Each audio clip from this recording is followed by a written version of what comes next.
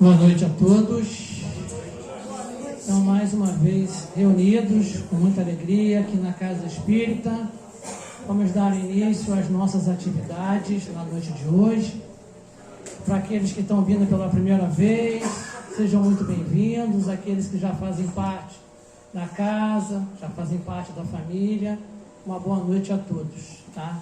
Então, como de costume, né, a gente sempre pede para que desliguemos os celulares, tá? Parece que a gente está sendo chato, repetitivo, mas quando a gente, pessoal, vocês desculpem, a gente está com o celular ligado na hora da palestra, a gente tem que pensar no irmão que está do nosso lado, que está querendo prestar atenção na hora do passe. Então, a gente sabe o que acontece, a gente pode esquecer, isso eu entendo, a gente entende, tá? Mas só que toda a sessão, no meio da palestra, no meio do passe, o celular de algum irmão toca. Então, a gente pede gentilmente para que nesse momento que a gente está aqui, a gente procure se desligar dos problemas lá fora, que a gente sabe que eles estão lá fora, mas que fiquem lá fora esperando a gente, e não aqui, que a gente aproveite bastante a nossa noite para que a gente possa nos energizar para a nossa jornada, para a nossa semana. Então, é um pedido que a gente sempre faz, até desculpe se eu estou sendo grosso, mas pedir para que a gente, nesse momento agora, que a gente, né, desapegue do celular por alguns minutos, 1h30, tá? Para que a gente possa estar aqui envolvido junto com a espiritualidade, com os nossos protetores espirituais, com todo o trabalho a ser aqui ministrado. Então, mais uma vez, a gente peço perdão e peço gentilmente para que a gente possa, nesse momento agora, desligar os celulares. É o celular obsessor. É, o obsessor eletrônico, né? Tá certo, né? É, mas é mesmo. E também a todos aqueles que, porventura, na hora de sair, puderem oferecer uma carona, tá? Algum irmão que de repente esteja sem condição, porque ônibus aqui em cima a gente sabe que é complicado, em todo lugar, mas aqui também. Então, quem puder oferecer uma carona solidária, tá? Possa ser gentil também com o irmão que está ao nosso lado, que está aí presente na casa, tá bom? Então, nesse momento agora, que a gente possa se sentar de forma confortável, relaxadamente, tá? Respirando bem lentamente para a nossa meditação com a Sônia, que vai nos preparar, nos acalmar, para essa noite de hoje ser cada vez mais proveitosa, como sempre. Tá? Nesse momento agora, nossa leitura de preparo de ambiente com a irmã Ruse. A leitura é do livro Reflexões, né? Todos sabem que é um livro psicografado, então são recados realmente para a gente. E hoje é sobre carência que saiu.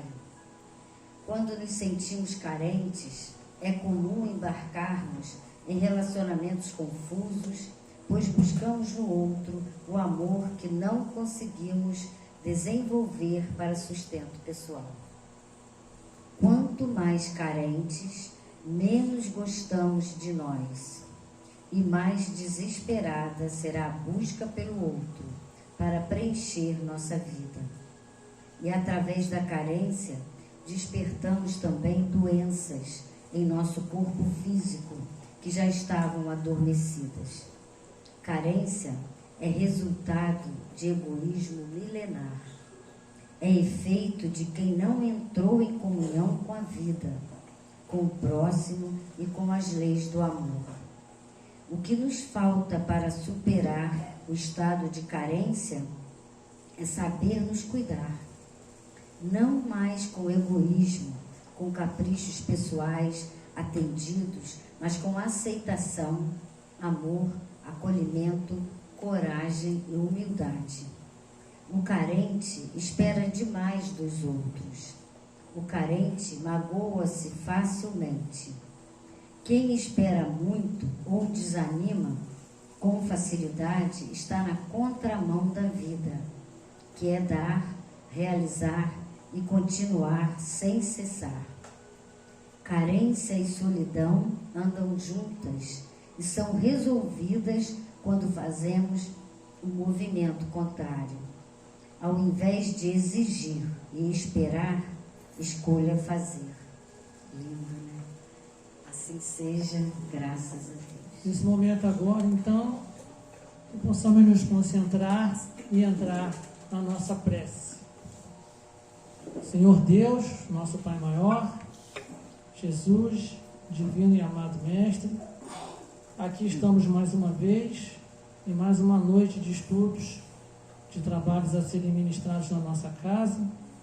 Agradecemos a presença dos nossos benfeitores espirituais, que possam nos intuir, nos iluminar, nos guiar e nos orientar na noite de hoje, nos estudos aqui a serem colocados. Fica conosco, Senhor, que assim seja. Graças a Deus. Então, gente, com muita alegria, mais uma vez, a gente recebe nosso irmão, nosso amigo aqui da casa, tá? Dr. Zé Henrique, mais uma vez, sempre bem-vindo, já da família, com o nosso tema da noite de hoje, que é o período psicológico. Dr. Zé Henrique, seja bem-vindo mais uma vez, gratidão. Boa noite, amigos. É uma alegria muito profunda estar aqui novamente, já que eu firmei um compromisso com a casa todo mês.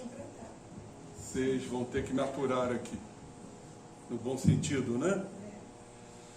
Estudar, né? Acho que isso é muito importante, porque o estudo vai nos dando bases, vai nos dando alicerces, vai nos dando cada vez mais conhecimento. Conhecimento que não fica no campo das ilusões, mas no campo das certezas. E este tema é um tema muito importante, porque já não estamos mais naquele período dos fenômenos, naquele período do sobrenatural, naqueles períodos impactantes dos efeitos físicos, que foram lá nos primórdios, até antes do advento da doutrina espírita. Mas a humanidade precisou passar por aquilo. Precisou reconhecer que existia uma inteligência fora do corpo, que é um dos postulados da doutrina espírita, a existência e a sobrevivência da alma. Então sabemos muito bem, através dos estudos, que os espíritos se comunicavam muito através de sinais, a chamada sematologia, pancadas, a tiptologia, para mostrar à humanidade que a vida seguia além. E foi um período muito importante. A revista espírita, as revistas espíritas, trazem muito esse cunho da fenomenologia chamada de efeitos físicos. Mas Kardec já anunciava um novo período. Um período que começou lá, com ele já preconizando esse chamado período psicológico, o período espiritual, o período mental, o período das reflexões, o período do raciocínio, da lógica, o período de conhecer profundamente a lei de causa e efeito, a reencarnação, e o período psicológico que poderíamos dizer do autoconhecimento.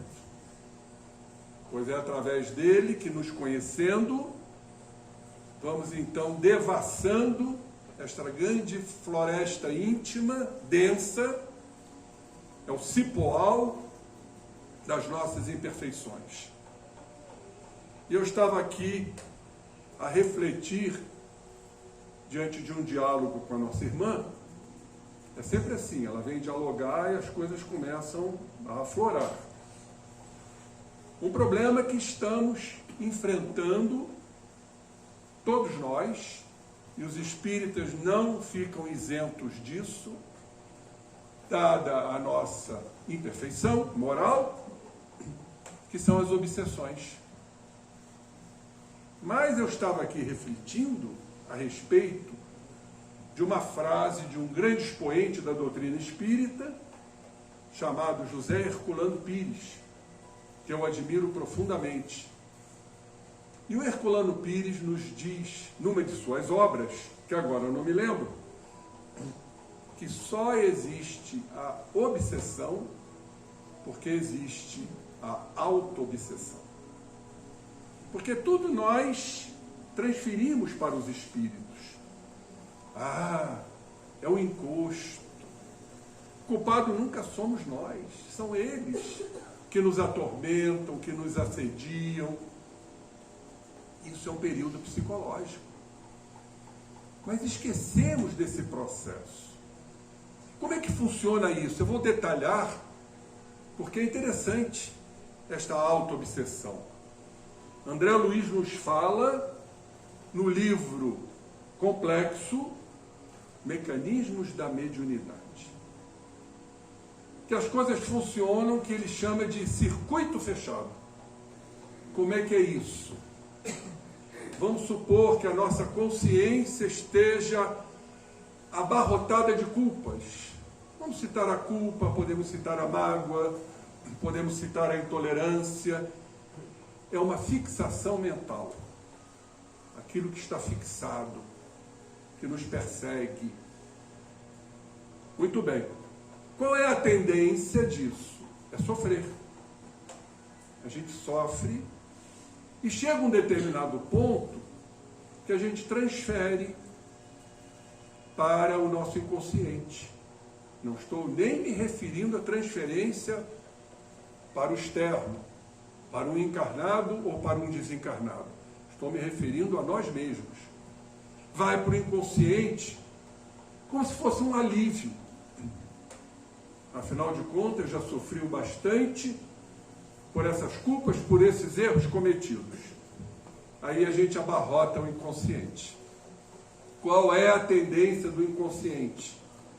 Exatamente transferir para a consciência. É um mecanismo fechado, aonde vai para o inconsciente, volta para o consciente. Aonde vai para o inconsciente, volta para o consciente. Então, isto é um processo que André Luiz chama, que a gente fica vibrando e girando ao derredor do nosso ponto nevrálgico, o ponto que nos provoca dor. E vai fixando aquela ideia. E como é difícil sair disto. Aí a tendência natural, por um mecanismo idêntico, é transferirmos para o outro.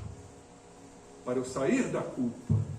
Aí o culpado pode ser a minha mulher, pode ser o meu pai, pode ser minha mãe, pode ser o vizinho, pode ser o vereador, pode ser o governo, e por aí vai. A gente faz isso o tempo inteiro. Só que isto retorna pela lei da afinidade. É o que chamamos de contra-transferência. Assim como acontece internamente, acontece externamente, caracterizando os processos de auto-obsessão e de obsessão. E com isto, traslados para o corpo. São as doenças psicossomáticas e principalmente a ansiedade, sem sabermos a origem da ansiedade. Isso é o mais grave. E vem todo o sofrimento oriundo disso. Porque nos falta a vigilância. E vigilância é sinônimo de despertar da consciência. A verdade. Temos que estar vigilantes no que estamos pensando e sentindo, e aí amadurecendo, para que a gente faça um grande, difícil, complexo, sofredor trabalho de transformação. Porque não raro, nós reincidimos no erro. Automaticamente, é um automatismo. Então tudo volta a acontecer. Mas tudo volta a ser diluído desde que queiramos. Isto é um período psicológico que Kardec nos fala. Vamos ler aqui. Retirado da Revista Espírita de 1858, Kardec nos diz: se bem que as manifestações espíritas hajam ocorrido em todas as épocas, até antes da doutrina, uma faculdade do ser humano, não é do espiritismo. O espiritismo veio contextualizar, veio trazer bases, alicerces, estudos científicos, pesquisas. Foi o que Kardec fez. Mas sempre existiram as manifestações espíritas. É incontestável, diz ele, o mestre de Lyon, que se produzem hoje de um modo excepcional. Os espíritos, interrogados sobre esse fato, foram unânimes em sua resposta. Vamos ver o que os espíritos disseram para Kardec? Os tempos, disseram eles, marcados pela providência para uma manifestação universal, são chegados. Então não há como recuar, não há como retroceder. As coisas estão acontecendo, as manifestações estão aí, as automanifestações também, porque não são só os espíritos, somos nós, até porque somos espíritos. Então, tudo está marcado por uma nova era, esse período psicológico, a era do espírito, a era do raciocínio, a era do aprofundamento, às vezes de um termo, de uma palavra, como ela é significativa. E aqui Kardec continua. Olhem só, e vamos transpor isso para os dias atuais, principalmente para os incautos, que ainda não conhecem, ainda não estão no terreno da discriminação, porque lhes falta humildade e maturidade psicológica e espiritual. Kardec diz: estão encarregados de dissiparem as trevas da ignorância e os preconceitos. É uma era nova, graças a Deus, que começa e prepara a regeneração da humanidade. Então Kardec, em 1858, já preconizava a regeneração. A regeneração não é agora, não. Ela vem se desenvolvendo, vem se desdobrando já há algum tempo. Agora, é um trabalho de fôlego, não é da noite para o dia. Aliás, o nosso tempo não diz absolutamente nada. Nosso tempo é diferente, é moroso, é lento, como nós somos lentos, morosos. Ou seja, o tempo é compatível com a nossa condição espiritual. Então não vamos esperar milagres estrondosos, da noite para o dia o planeta vai mudar. Não é assim que funciona. O próprio Kardec nos diz: a natureza não dá saltos. São pequenos saltos, que a física quântica chama de saltos quânticos, quando o elétron sai da sua órbita. É algo assim muito ínfimo. Então temos que dissipar a ignorância. Aí entram nós. E nós vamos chegar lá. Como assim fazê-lo? Como dissipar a ignorância dos ignorantes? Ignorância no sentido de desconhecimento. E os preconceitos. Todos nós temos preconceitos. O que significa preconceito? As nossas ideias, as nossas crenças, aquilo que não abrimos mão, são as nossas leis, regidas pelo ego, comandadas pelo orgulho, pelo egoísmo. Muitas vezes já estamos preconceituando quando criticamos. Muitas vezes estamos preconceituando quando analisamos. Só que a gente não se apercebe disso. Ou seja, tudo tem que funcionar dentro dos meus ditames. É o preconceito. Eu sempre digo que a união da ignorância com o preconceito torna as criaturas fanáticas. Em todos os campos. Fanático étnico, fanático social, fanático político, fanático econômico, fanático sexual, enfim. Tudo gira em torno da união da ignorância com o preconceito. E a era psicológica, regenerativa da humanidade é transmutar tudo isso. É um trabalho lento, é um trabalho até de persuasão, quando palavras, conceitos, com muita delicadeza, vão sendo implementados nas criaturas que estão mais abertas. Outras não. Não adianta querermos impor para criaturas endurecidas, para criaturas que eu chamo de mumificadas, impermeáveis. E Kardec nos diz que devemos discutir, sim, mas jamais disputar. Discutir é algo equilibrado, maduro. Agora, disputar é querer impor. Impor as minhas ideias ao outro. Isso não podemos fazer. Então, esta missão de dissipação da ignorância e dos preconceitos já é o introito, quer dizer, o início de uma era nova, regenerativa da humanidade. Eu trouxe aqui algumas interessantes colocações do Livro dos Espíritos. Está lá no finalzinho, na conclusão, item 6º. Vamos ver o que Kardec diz. Que faz a moderna ciência espírita? A nossa doutrina é uma doutrina científica. Não é uma doutrina só evangélica, de moral, filosófica, não.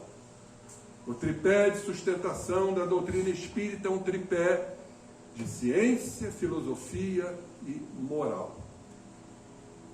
Esses 3 pés é que vão dar consistência à doutrina espírita em conjunto. Porque se compreendemos cientificamente a doutrina, como eu acabei agora de explanar, a questão da auto-obsessão, isso é ciência. Isso é ciência psicológica. Obviamente, nós vamos começar a ficar mais atentos, mais vigilantes. Então, nós estamos já implementando a moral. E, consequentemente, a filosofia. Porque tudo isso nos traz os porquês, a razão. A doutrina espírita é isto. E olha o que Kardec diz, que faz a moderna ciência espírita.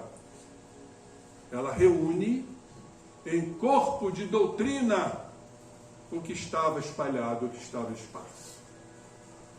Explica com os termos próprios o que só era dito em linguagem alegórica. O que faz e o que continua fazendo a doutrina espírita. Ela poda o que a superstição e a ignorância engendraram, para só deixar o que é real e positivo. Então, a finalidade, o objetivo, a meta doutrinária é podar as superstições. É tentar dissipar a ignorância, os preconceitos, ora vigentes nas criaturas humanas. É esse o papel da doutrina. A doutrina espírita não fundou nada. O papel de fundadora não lhe pertence.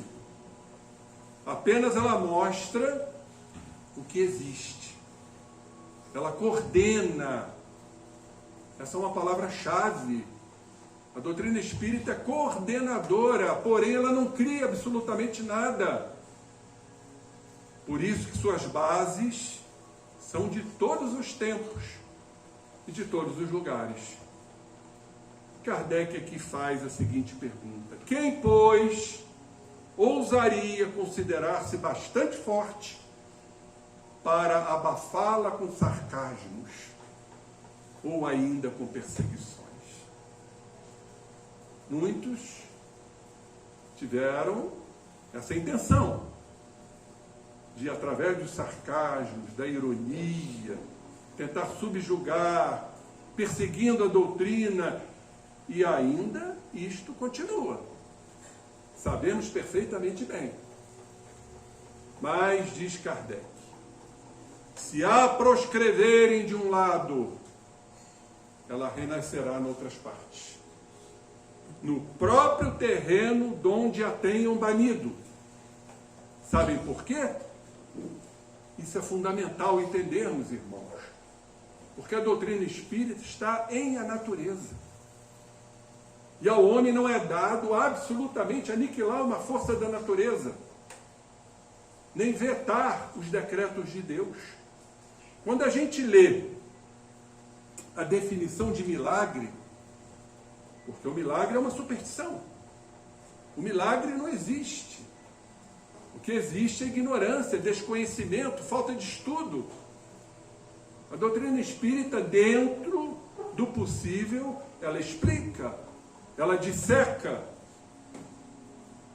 E milagre, segundo o dicionário da língua portuguesa, ele nos revela o seguinte: milagre é um feito ou uma ocorrência que contraria as leis da natureza. O próprio dicionário está definindo positivamente o que é o milagre. E o que são as leis da natureza? Pergunto, não são as leis de Deus? Quem criou a natureza? Quem criou os astros? Quem criou e continua criando as órbitas? Esta imensidão. Daí Jesus ter dito, há muitas moradas na casa do meu Pai. São 6 trilhões de estrelas. Vocês têm ideia do que são 6 trilhões de estrelas? Será que só há vida? Será que só há inteligência aqui nesse paupérrimo planeta? Habitado por paupérrimas criaturas em evolução? Egoístas? Ignorantes? Preconceituosas? Portanto, não tem como proscrever a doutrina espírita, porque ela está em a natureza. Ela é a lei de Deus. Agora, os momentos deste período psicológico, a era do espírito, a era do raciocínio, a era da lógica, do bom senso, já deixando de lado os fenômenos sobrenaturais, tudo isso gera crises e turbulências. Se nós formos analisar o termo crise, que a gente diz muito isso, está em crise. O que é crise? Cris com K, que dá origem à palavra crise, vem lá do sânscrito, lá dos antigos Vedas, 2.000, 3.000 anos antes de Cristo, que significa transformação. Então, toda crise se presta à transformação. Quando falamos de crise, falamos de dor. A dor não se presta à transformação? Se presta. Porque Leon Denis diz que a dor educa, a dor sensibiliza e a dor aperfeiçoa. No nosso nível espiritual, não podemos evitar a dor. Agora, podemos compreendê-la, objetivá-la. Qual a razão da dor? Ela se presta a quê? O que está errado em mim para eu estar sentindo esta dor? O porquê dessa dor de cabeça constante? Por que eu estou fadado a ter determinadas enfermidades? Então, é uma característica de autoanálise. A partir do momento que entendemos o objetivo da dor, da crise, tudo vai se suavizando. A gente vai desenvolvendo sentimentos fundamentais para a nossa ascensão espiritual. Sabem quais? Em primeiro lugar, a resignação. Eu não posso mudar o que está instalado. Se eu estou com uma pneumonia, não posso mudar por hora. Posso mudar quando eu tomar um antibiótico, mas por hora eu tenho que aceitar esta pneumonia. Então isso chama-se resignação. é a compreensão profunda daquilo que não podemos mudar. Por exemplo, a desencarnação. Desencarnou um filho. Podemos mudar? Então temos que nos resignar. E nós, além de nos resignarmos, nós compreendemos que isto aqui é uma vida efêmera, passageira, temporária, que a morte não existe, que o que nos aguarda é o ápice aonde chegou Jesus. Há algo mais alentador do que isto? Que nós vamos prosseguir, somos imortais, por mais que muitos queiram morrer, jamais vão morrer. Morre o corpo, o espírito continua e vai responder pelos seus atos. Então vejam que maravilha, resignação. O outro sentimento capital diante de uma crise é a paciência. Se vocês pegarem a literatura de Amélia Rodrigues, que eu admiro profundamente, psicografia do Divaldo Pereira Franco, Passagens de Jesus. Existe um livro, chama-se Há Flores no Caminho. E Jesus sempre, frente aos apóstolos, nervosos, agitados, preocupados, como nós. Ah, mas não somos apóstolos, estamos a caminho. Jesus sempre sentenciava. Paciência, Pedro. Paciência, Tomé. Tudo vem no seu devido tempo. Não quer dizer comodismo e inércia. Vou cruzar meus braços e deixar as coisas acontecerem. Não é isto. É continuar lutando pelas metas e objetivos, mas com paciência. Coisa que notoriamente não temos. A gente fica logo inquieto, ansioso, imediatista, sofre ansiedade, depressão. Quantos não estão aí submersos nesses campos patológicos mentais? Guardem resignação e paciência. É a melhor forma de vencermos as crises, que semanticamente quer dizer transformação. Olhem o que diz Joana de Ângeles a esse respeito, nossa querida Joana. O homem cuja palavra se deriva de humus, terra fértil. O homem é uma terra fértil. Do mesmo modo, encontra-se em turbulência. Como resultado de quê? Por que os seres humanos estão em turbulência? Resultado da crise de valores. Os valores nossos, os valores do ego, os valores do orgulho, os valores do egoísmo. Tudo tem que girar em torno de nós e é assim que tem que ser feito. Porque ele se apoia nisso, descobrindo que tudo à sua volta sofre os efeitos desse distúrbio. Mas, como diz a querida Joana de Ângeles, talvez necessário no momento, precisamos sim passar pelas turbulências para despertarmos. A questão toda está na conscientização. E o espírito, para conscientizar, ele tem que amadurecer. Estava lendo uma obra agora, essa semana, que a gente costuma dizer: eu preciso tanto alcançar a felicidade, eu preciso tanto alcançar Jesus, eu preciso tanto alcançar o Deus que está em mim, porque Deus está em nós. Companheiros, isto é um profundo equívoco. Não temos que alcançar, porque Deus está em nós. Porque quando a gente fala de alcance, parece que as coisas estão distantes. E não estão. Elas estão presentes. Então temos que entender isto. Bom, então, o que preciso fazer? Se não alcançar? Nos abrir. É a abertura é a conscientização, é o despertar, é a vigilância. Como sempre digo, falei, acho que em outra oportunidade aqui, é a aletheia, a verdade, do grego.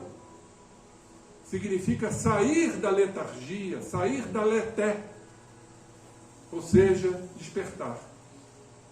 E quem vai promover o despertar da consciência? Nós mesmos. E quando vamos imprimindo alguns valores, vamos começando a entender as minúcias, nós é que vamos nos amadurecer. Não vai ter nenhum milagre de Jesus chegar, você vai ser maduro, você não, você sim. Não é assim que funciona. Como fica o nosso livre-arbítrio? E creiam, a melhor forma de amadurecermos as consciências para o despertar delas é estudando. A parte intelectiva, já que a moral ainda está um tanto acanhada. Mas é a intelectualidade que vai trazer a moral. Porque eu compreendendo, entendendo, discernindo, eu vou abrir as janelas para a moral. Por isso que a inteligência vai à frente da moral. A moral depois, subsequentemente, acompanha, desde que empreguemos a inteligência positivamente. Porque tem uns que empregam a inteligência para o mal. Então a moral vai continuar sufocada. Quantos não estão aí empregando a inteligência para o mal? Até na criação de bombas de destruição, de extinção de toda a humanidade. Meu Deus! Temos que orar por esses espíritos preconceituosos, ignorantes, de achar que vai apertar um botão e destruir a humanidade. Ah, mas eles têm um livre-arbítrio. Mas nós temos a proteção. Temos que ter mais fé e não achar que a qualquer momento alguém vai apertar um botão. Será que toda a humanidade de 9 bilhões de habitantes são comprometidas com os erros transatos desta forma de um ser que se acha acima de Deus apertar um botão? Raciocinemos, irmãos. Então, essa é a crise de valores que estamos passando. Mas tudo é necessário. Tudo é necessário para o nosso crescimento, porque é através da crise, que vem de cris, que quer dizer transformação, que nós vamos derruindo esse edifício do preconceito e da ignorância. Olhem o que Joana diz, que nós não nos atentamos. Nós somos pessimistas. Achamos que está tudo realmente no fim. É o final dos tempos. A gente diz isso o tempo inteiro. E tem uns que ainda acreditam no fim do mundo. Joana diz, em toda parte no universo existe um sentido de cooperação. E não de competição. Só que isto não aparece. Só que isto não se expressa. Porque o bem não aparece. Eu costumo fazer uma comparação interessante, que o bem caminha sobre pantufas, aqueles chinelos acolchoados, né, que não fazem barulho, não incomodam os que moram conosco, não incomodam os vizinhos. Esse é o bem. E o mal? O mal caminha em cima de tamancos japoneses, chamados de getais. Vocês já viram ou ouviram alguém caminhando em cima de tamancos japoneses? O alarido que aquilo faz? E assim é o mal. E há um sensacionalismo em cima disso tudo. Principalmente nos dias de hoje, atraindo criaturas para o mal, para o insucesso, para a infelicidade. Depois das redes sociais, dos fake news, a gente fica impressionado. Fica impressionado mesmo. Estava comentando agora com algumas pessoas. Eu fui no posto de saúde, eu sou médico. Tomei a 6ª dose para Covid. Pelo amor de Deus, para que o senhor fez isto? Tomei a vacina da influenza e a 6ª dose, ano que vem vou tomar a 7ª, no outro a 8ª. É lógico. Ainda tem uns sommeliers de vacina ainda, né? Não, essa eu não quero. Não. Por quê? O preconceito. Isso foi criado no seio da humanidade. Não, que vacina mata. Nós somos filhos das vacinas. Eu tive uma honra, quero dividir com vocês, eu tenho essa foto. Se vocês quiserem, eu fotografo e mando para vocês. Eu me formei em 1977. E tem tempo, hein? 77, 47 anos de formado. Só. Então não sou criança mais não. Sabem quem foi o patrono da minha turma? Ele já desencarnou.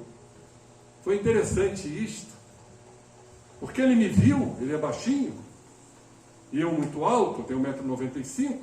Aí quando ele me viu, irônico, ele subiu numa cadeira e me abraçou. E falou assim para mim, Doutor Grande, que ele era casado com uma brasileira. Sabe quem era essa criatura? Patrono da minha turma. Aí o fotógrafo, vem cá, seu danado. Essa foto eu quero, vai para o meu álbum. Albert Sabin. Que legal. Criador da vacina contra a paralisia infantil, a poliomielite. Emocionante. Cabelinho branco. Pois é, nós somos filhos das vacinas e hoje criou-se esse estigma que vacina mata, que vacina faz isso, que vacina faz aquilo. Eu escuto de pessoas conceituadas. E de médicos. Pois é. Agora, de onde veio isso? Espalhou-se fake news. As criaturas preconceituosas adotaram isto. Tem um tenista que eu admiro muito, quem gosta de tênis, Djokovic, que foi proibido de participar de torneios porque não tomou vacina. Meu Deus, um tenista intelectual que fala correntemente línguas, mas isso muitas vezes não tem nada a ver, porque o preconceito predomina. Então, existe cooperação. Vamos recordar o período da pandemia, como houve cooperação, como um ajudou o outro, cestas básicas, ajuda psicológica. A gente pensa logo no negativo. Não, o ser humano na sua essência ele é fraterno. Ele é fraterno. Agora, tem criaturas competitivas que se combatem para que as suas ideias preconceituosas predominem. Olha aqui, dominadas pelos interesses escusos em que se apoiam. A Joana de Ângeles diz, por isso que Kardec fala da dissipação da ignorância e do preconceito. É o período psicológico. A sociedade é um todo, meus irmãos, que deveria ser harmônico, mas os preconceitos, nascidos de onde? Do egoísmo. Criatura preconceituosa é egoísta. E na prepotência, na imposição, de que minhas ideias têm que prevalecer. Isso acontece em todos os segmentos da sociedade. Acontece dentro do lar, na relação pai-filho, mãe-filho, na educação. A gente vê muito isso, pais carentes, para ter o carinho dos filhos, se impõem, ou deixam correr solto. É uma forma também de carência que a criatura revela, para não se oporem e não contrariarem seus filhos. Isso é um grande perigo, porque esses filhos acostumados ao sim, vão crescer e um dia vão ouvir um não, porque a sociedade diz não. O que acontece? A gente está vendo por aí. O lado homicida extravasa. E a gente vê jovens aí entrando com metralhadoras, revólveres, dentro de colégios, porque ouviram um não. Quando dentro de casa só ouviram sim, por carência dos pais. Ah, eu não quero que o meu filho passe o que eu passei. Olha como eu escuto isso. Nós fomos de uma outra geração, sim. Uma geração castradora. Mas eu tenho que passar para os meus filhos os princípios educacionais. Que temos que dizer não. E os filhos gostam de ouvir um não. Sabem por quê? Eles se sentem seguros. Ah, tem um pai que educadamente me diz um não, educadamente. Agora, não é um não com tabefe. Então, é a educação que eu costumo dizer que está na base da transformação, desses períodos de crise. E olha o que a nossa Joana nos diz. Isso dividiu a humanidade. Hoje estamos vivendo polarizações, radicalismos, extremismos em todas as ordens da sociedade humana. A humanidade hoje está dividida. Existe ali um rasgo da humanidade, ou está aqui ou está ali. E ela diz, essa divisão em grupos étnicos. É o que a gente mais vê, as guerras étnicas. A minha etnia tem que preponderar sobre a outra. Vou lá então, vou guerrear. Nós estamos vivendo o passado. Civilizações primevas, dos bárbaros, dos iniciados, da elite, do Império Romano, a mesma coisa.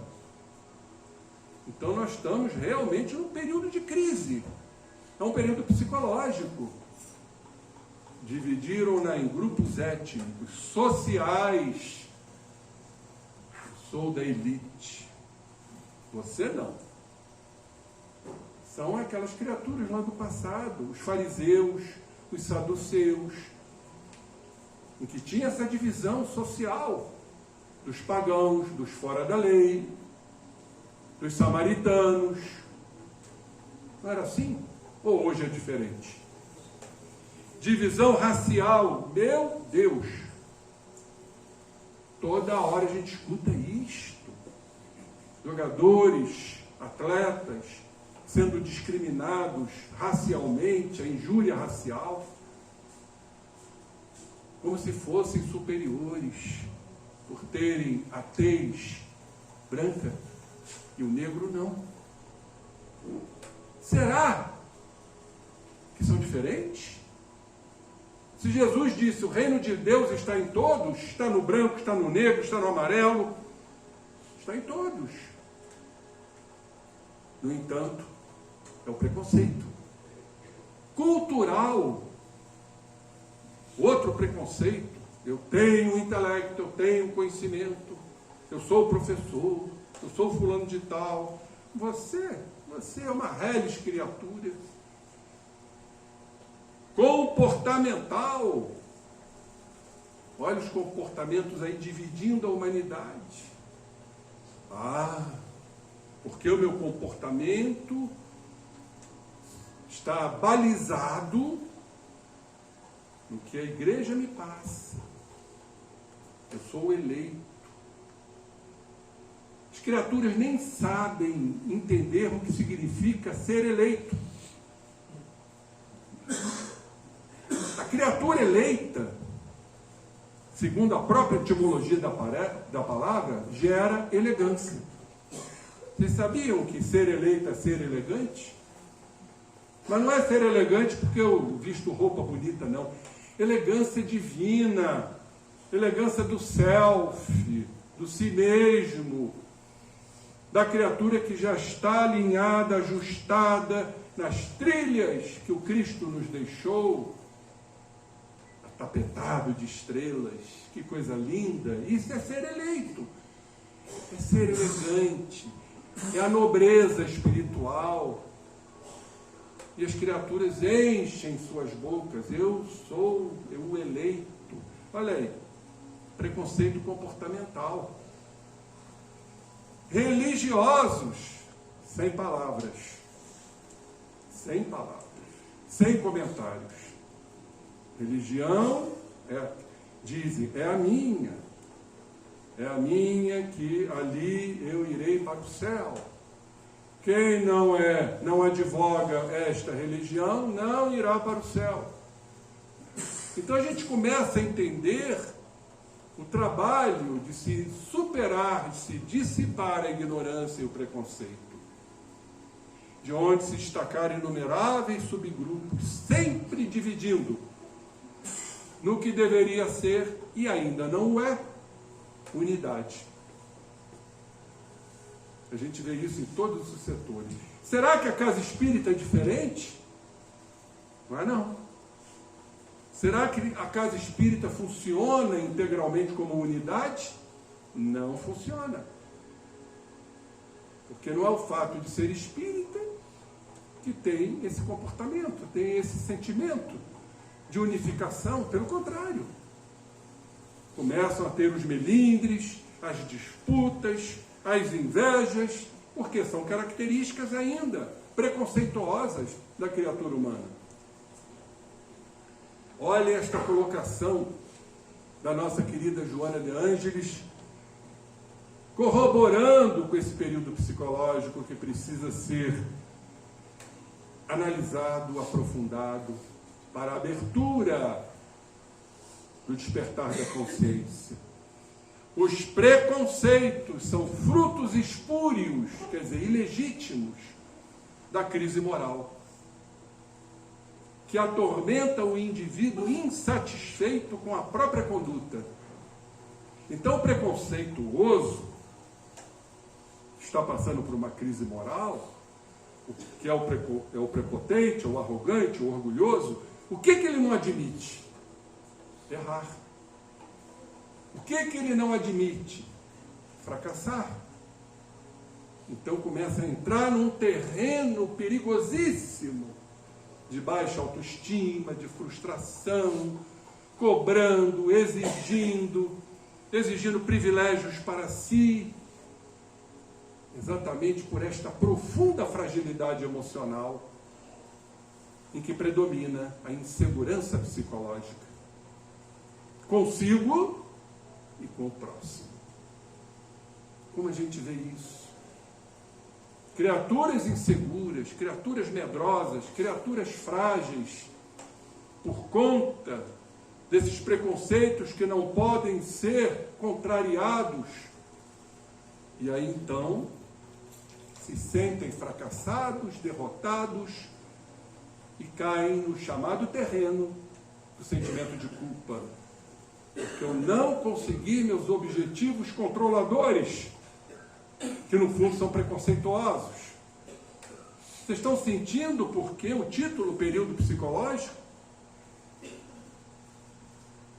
E essas criaturas compensam, no sentido de defesa, com atitudes lamentáveis. Muitos sendo agressivos, de revolta, acusando, porque não recebem os privilégios que certamente tiveram em outras existências. A gente chama isso, na linguagem psicológica, de manto esfarrapado. O manto real do passado, onde tivemos o poder, e ainda achamos que temos esse poder. É o poder do preconceito, da exigência de privilégios. Gente, está tudo ligado ao nosso passado, onde tivemos de alguma forma o poder. Todos aqui já tivemos poder, seja o poder porque fomos duques, condes, condessas, ou porque fomos chefes de tribos, fomos chefes de exércitos, todos nós temos isso dentro de nós, e tudo isso eclode numa forma compensatória de suprir essa insegurança, sendo agressivos, violentos, analistas críticos, sempre com a ideia de que o poder tem que estar acima de tudo. Medo, esse é o grande sentimento. O meu querido professor André dizia: o medo é o pano de fundo do nosso psiquismo, porque somos atores. Vocês sabem, já foram ao teatro, que o pano de fundo é o que fica por detrás. É o que rege aquela forma teatral. Porque somos atores teatrais representando o que não somos. Porque é muito difícil sermos autênticos. E por trás de todo este processo está o medo.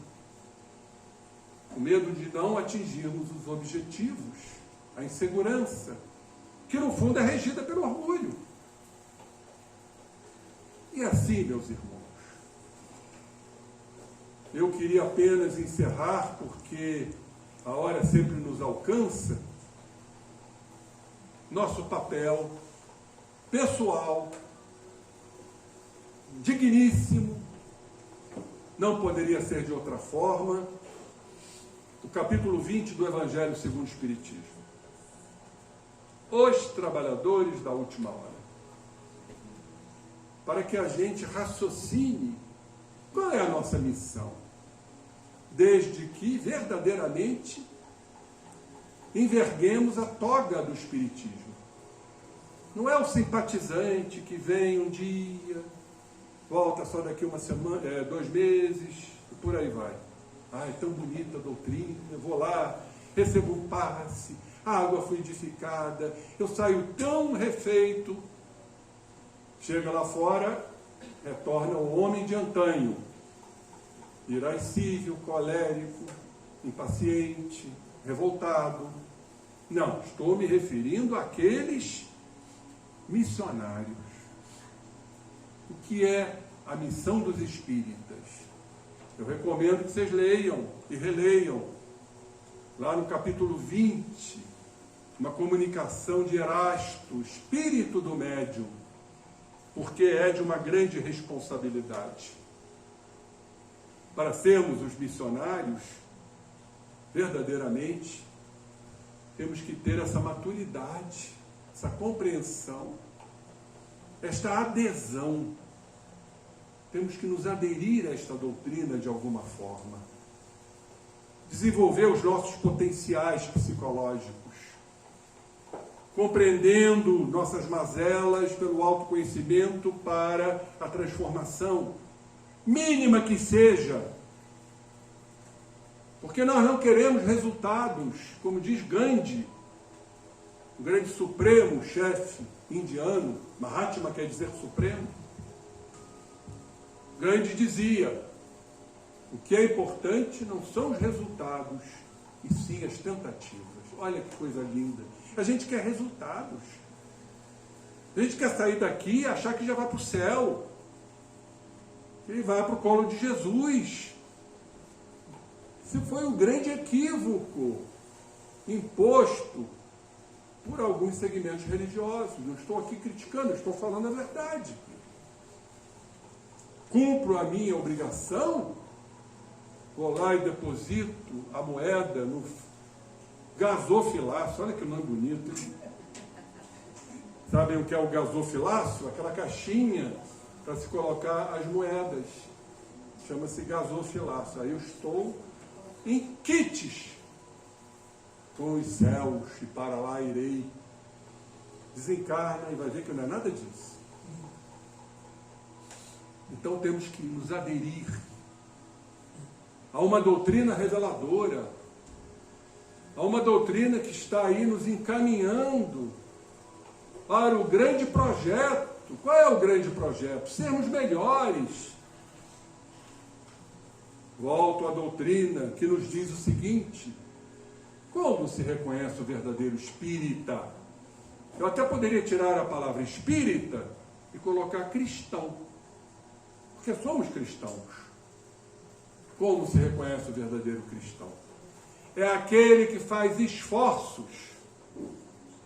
para domar suas tendências, mais tendências e suas mais inclinações. Esse é o período psicológico. Domar, arrefecer, diminuir a potencialidade disto, porque é um trabalho que vai se distender para outras encarnações. Vamos sair daqui um pouquinho melhores, como diz Joana. Cada encarnação uma virtude a ser adquirida. Vamos à responsabilidade, inclusive da hora. Não mais vos assusteis, meus irmãos. As línguas de fogo estão sobre as vossas cabeças. Você sabe o que significa isto? Nós estamos amparados pela espiritualidade. As línguas de fogo são os espíritos superiores, porque nós estamos vinculados, abertos, fenestrados a eles. Ó verdadeiros adeptos do espiritismo, verdadeiros adeptos, aqueles que estão realmente atrelados, vinculados, matriculados, alistados nessa doutrina reveladora, o Consolador prometido por Jesus. Olhem só, sois os escolhidos de Deus, os eleitos, os elegantes, os nobres. Somos os escolhidos. Olhem a responsabilidade. E de pregar a palavra divina, eu diria mais, desculpe-me, Erasto, e de pregar e exemplificar. Porque não basta falar, tem que ser um exemplo. Como diz o velho ditado, as palavras convencem, os exemplos arrastam. Jesus não arrastou somente pelas palavras, mas principalmente pelo exemplo de uma criatura completamente pura, sem nenhuma mácula, imaculado. É chegada a hora em que deveis sacrificar a sua propagação, os vossos hábitos, os vossos trabalhos, as vossas ocupações fúteis. Alguém sacrifica as ocupações fúteis para se sacrificar em prol da doutrina? Para a gente pensar sobre isso. E de pregai. Convosco estão os espíritos elevados.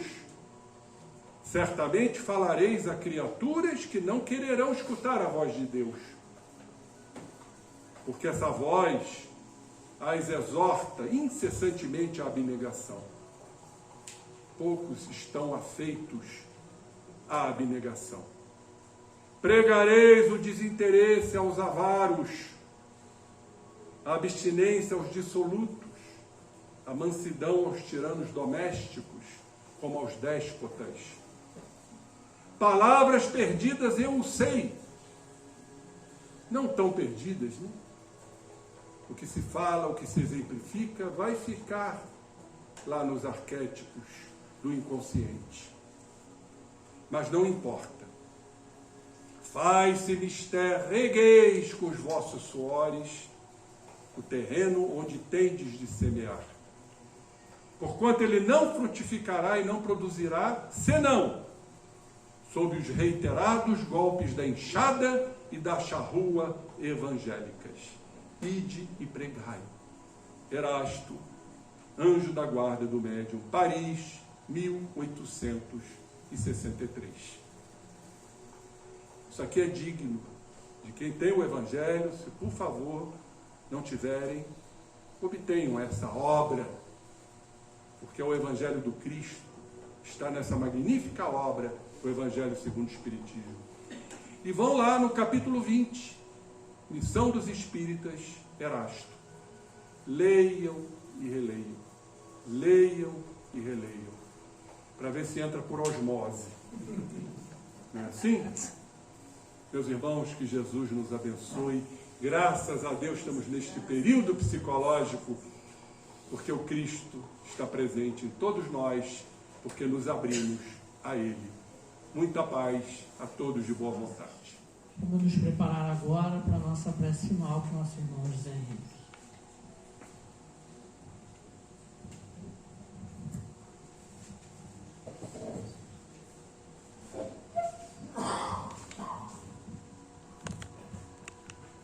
Arrebatados que nos encontramos em estado sutil, roguemos a Jesus. Ó Mestre amado, que tuas doces palavras possam nos envolver, que teu amor possa tocar as fibras mais íntimas de nossas almas, para que haja uma mobilização interna jamais vista. E dentro desta compreensão, ficamos permeáveis a este sentimento profundo que rege a vida, que rege a humanidade, que rege a criação, que é o próprio Pai, que é o amor. É este amor que ainda não desabrochamos, mas ainda vibramos em faixas menores de sentimentos para as criaturas outras, para os animais, para a natureza, para a preservação das florestas, das plantações. E é nesta caminhada que vamos evoluindo para compreendermos o legítimo amor desapegado, incondicional, que preenche todos os espaços, que não há hiatos, que se multiplica em valores incalculáveis. Assim, mestre querido, dentro desta compreensão, não há outro termo a não ser a gratidão. Agradecemos de estarmos aqui, já vislumbrando possibilidades maiores. E é assim que vamos caminhando no terreno fértil do amor, no terreno fértil da caridade, no terreno fértil da misericórdia e da compaixão. Só pedimos, Jesus amado, aquela força nos nossos momentos de desânimo, nos nossos momentos de tristeza, de melancolia. Só pedimos a Ti, Jesus, que as Tuas energias possam nos elevar para continuarmos a nossa jornada espiritual evolutiva. Desta forma, genuflexos, num sinal de humildade a Ti, pedimos a permissão para encerrarmos este banho de ensinamentos que a doutrina nos trouxe. Agradecer profundamente a Ti, Jesus, sobretudo. Graças a Deus por tudo, e que assim seja. Obrigado a todos pelo silêncio respeitoso, por mais uma noite de estudos, e que possamos seguir para os nossos lares na paz do Mestre Jesus. Uma boa noite a todos.